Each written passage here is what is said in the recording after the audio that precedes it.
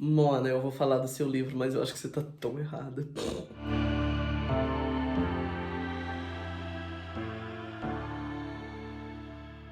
Olá, senhores! Meu nome é Alessandra, a biblioteca está aberta. E no vídeo de hoje a gente vai discutir um texto do Warley Matias de Souza, eu acho que esse é seu nome, né, amor? Que escreveu um livro que chama Literatura Homerótica. E aí eu tava lendo, porque é a minha linha de pesquisa, né? E aí eu falei, nossa, eu discordo tanto desse homem, mas aí a gente vai aqui discutir, abrir um debate e a gente vê o que a gente acha, tá bom? O de Souza lá, ele vai construir uma dissociação entre o que ele chama de literatura homerótica e o que ele chama de literatura gay. De modo que a literatura homerótica estaria focada na construção de um desejo entre homens. É difícil de conceber nos termos dele, porque é muito contraditório de vez em quando. Então é uma literatura baseada em desejo, enquanto a literatura gay é uma literatura identitária.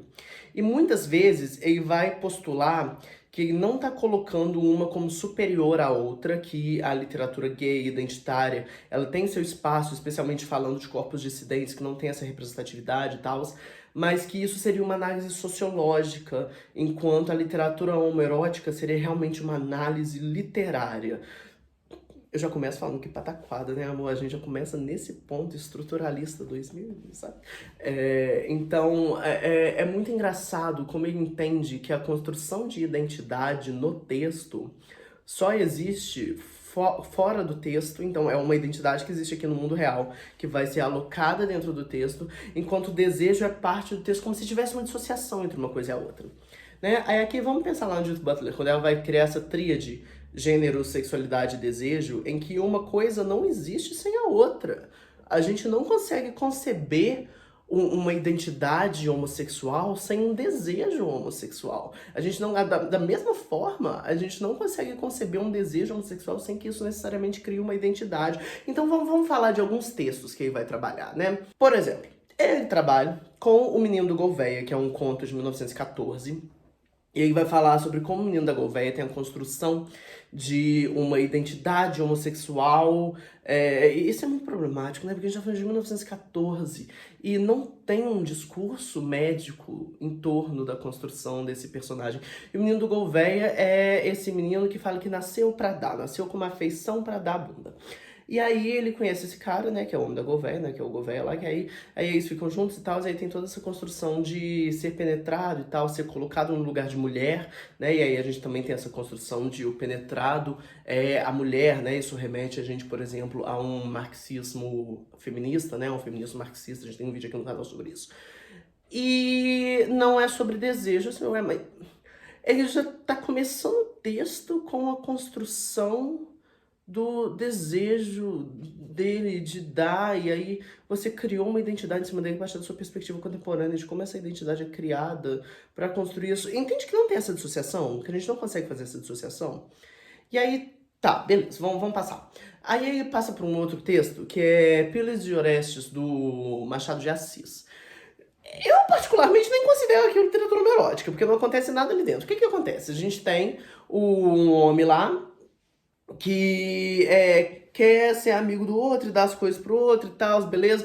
E aí a gente consegue fazer uma leitura queer disso? Consegue. Se a gente for ali num queer coding, né, tentar entender que certas coisas não podiam ser ditas de determinada maneira na época que Machado de Assis escreve, mas isso já é uma análise sociológica. Entendeu? A partir do momento que a gente está lendo algo sob uma lente queer e falando, olha, talvez isso não esteja explícito no texto, mas se a gente pensar na época que ele foi escrito e como isso não poderia... Amor, você já está estabelecendo um regime de identidade, falando de identidades que eram oprimidas, porque é isso, né? O que é essa identidade que não pode se manifestar dentro do texto? É exatamente a realidade identitária que o sistema heteronormativo oprime. Então, se você quer falar que o desejo está construído ali dentro, mas a identidade não, e naquela época Machado não poderia escrever isso de forma explícita, você já está discutindo identidade. Você está discutindo a identidade que o Machado não podia deixar explicitamente. O texto está fundado dentro de um regime de identidade, porque esse regime de desejo precede uma identidade. Se você não captou que isso não pode estar expresso a nível identitário dentro do texto, porque o Machado não podia escrever dessa forma, aí você está sendo contraditório com você mesmo, não é? Então vamos passar por um outro texto que ele vai discutir também quando ele fala de identitarismo. Ele fala do bom crioulo. A gente tem um vídeo aqui no canal sobre o bom crioulo. E ele vai falar que o bom crioulo é um texto altamente identitário. Então, porque assim, na hora que ele começa o Bom Crioulo, tem essa construção, inclusive uma construção altamente racista do Bom Crioulo como esse homem, muito macho, que vai começar a perder a masculinidade dele quando ele começa a se relacionar com o Aleixo, e o Aleixo, que também é o passivo do Dom Crioulo, do Bom Crioulo, mas ele, na verdade, não é homossexual, porque ele tem um desejo pela dona do sobrado onde eles moram, e aí isso seria uma identidade bissexual. 1985 não é uma identidade bissexual, a gente não pode falar isso.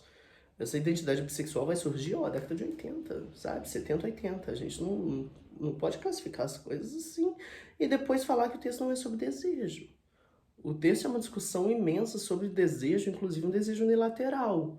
Um desejo que é imposto, e é isso, sob uma perspectiva, sob uma lente racista, que vai trabalhar com a imposição desse homem preto, que vai estuprar um corpo branco.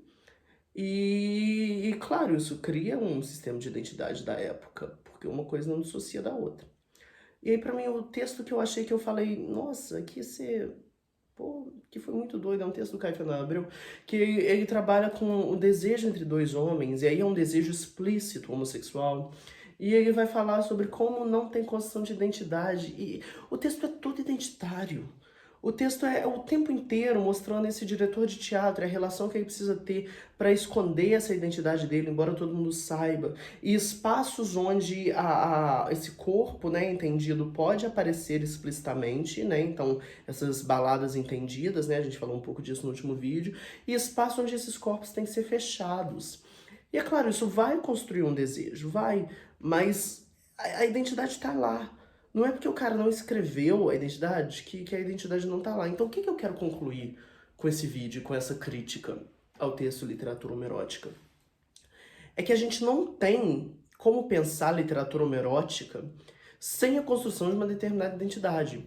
Porque a partir do momento que você quer discutir desejo, e você quer discutir como desejo é criado dentro da estrutura de um texto, esse desejo vai conceber uma identidade, esteja ela explicitamente narrada no texto ou não. E muitas vezes a gente vai entender esse desejo como algo que está sendo escondido, como uma identidade que não pode aparecer, né? E aí a gente pode pensar até numa questão de queer coding. Mas a gente não tem como pensar o desejo sem pensar a sexualidade. As coisas estão diretamente relacionadas uma com a outra.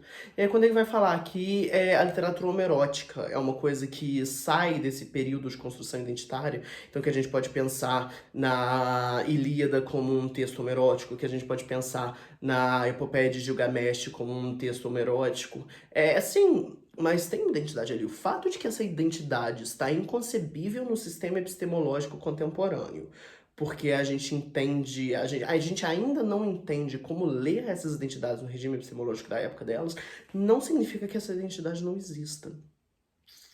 Significa que tem uma falta epistemológica, interpretativa, hermenêutica ali pra gente chegar nesse ponto. Entendeu? Então, bom, vocês podem concordar com o homem, podem falar, literatura homerótica, desejo, isso é o quê?